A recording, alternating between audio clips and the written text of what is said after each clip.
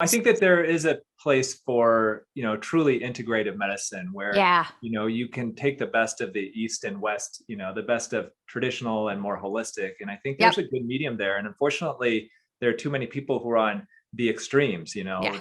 the one extreme where everything has to be natural and everything that's not quote unquote natural is going to kill you. And then the other extreme of the traditional medicine where they don't look at anything other than truly pharmacology and interventions. Yeah.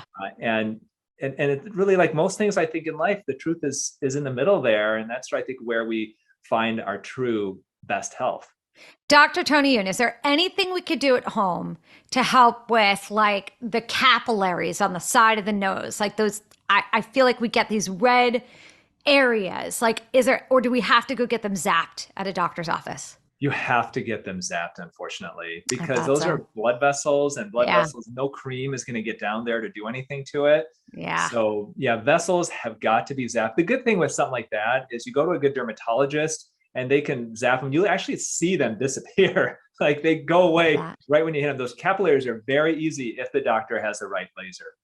Okay. And so the at-home lasers aren't really at-home lasers. The ones that they sell online, it's not really true. No, there are actually at-home lasers that can help. They're the eff- effectiveness is not as good, because you Okay. have to make sure they're safe. And so there are lasers that you can use for hair removal. They Yep. can definitely work. I'm definitely a fan of red light. That's Mhm. a big thing in the holistic space, red light therapy. I think that's Yeah. great for the skin. And there are studies to show that it can be very beneficial for the skin. Okay. But at the same time, if you have if you live in a tiny town and you have no access to a dermatologist or a med spa or plastic surgeon, then by all means, you want to use some of those at-home lasers. No question, I think they can definitely help. But most people find that they take a lot longer to work. You have to do it yourself, and the spot size is very small. So I can imagine trying to do both legs with one of those at-home lasers. That can No, take a long, long time. it could take a long, long time. What about women? I know a lot of women complain about their neck and their jawline. And but they don't want a whole facelift. But I've been told that you either do a facelift, like you wait until you do your whole that you look weird if you just sort of try to segment the face work like jaw versus face versus I little I parts. actually disagree with that. Okay. So if you do have true laxity, really, looseness, your neck is drooping, you've got jowls, and you say, look, I just want to kind of tighten that, but I don't necessarily want to do the rest of my face. How's that going to look? And I'll give you a good example. And I have I'm not her doctor. I can't tell you she's Okay. 100% had it. Look at Helen Mirren.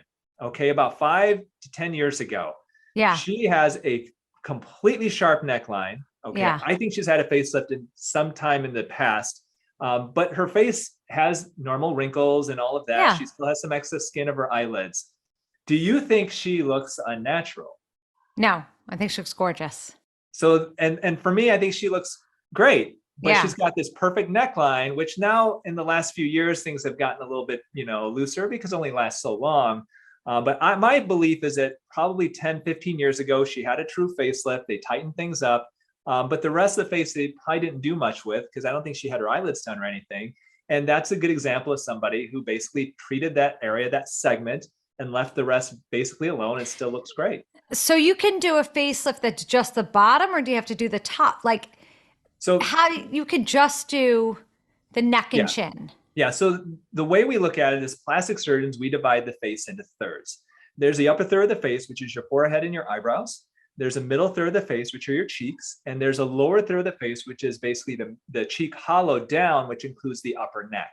Yeah. A facelift is a term used to describe a lower face and upper neck lift. That's it. Okay, so if Oh. people come to me to go, oh, Dr. Youn, I had a facelift. Look, my eyebrows are higher. Like, no, that's not a facelift. That's a brow lift. People might say, hey, Dr. Youn, I had a facelift. Look, my cheeks are lifted. No, Yeah. no, that's a mid facelift. A facelift is better called a lower face and upper neck lift because that's what it technically treats. And you can Got it. incorporate some of the cheeks in there. In my office, we just call it a lower facelift. But that lower facelift equals lower face and upper neck lift. And the lower facelift is the in New York, they charge like maybe it's A a whole lot. I There's some mean doctors charging 60 to 200 90,000, grand. No, 60 to 200 90. grand. Oh, really? Because I've seen Yeah. $90,000. I don't understand. Is that the going rate? Like, what's the going rate for a facelift? So it depends on where you live and who does it.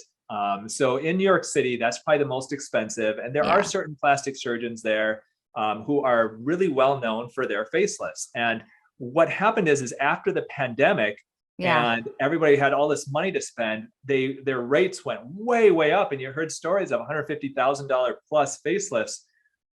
Some of them are from really well-known plastic surgeons who've lectured on facelifts, and some of them are just from like social media Yeah. stars. It's pretty crazy. Yeah. No, those prices have been dropping, is my understanding, and at some point they'll get back to, I think, Earth. Yeah. But yeah, but a lot of it's kind of where you have your surgery at, and, Okay. and and it's New York and LA, and I've heard Miami. They can have some pretty high prices.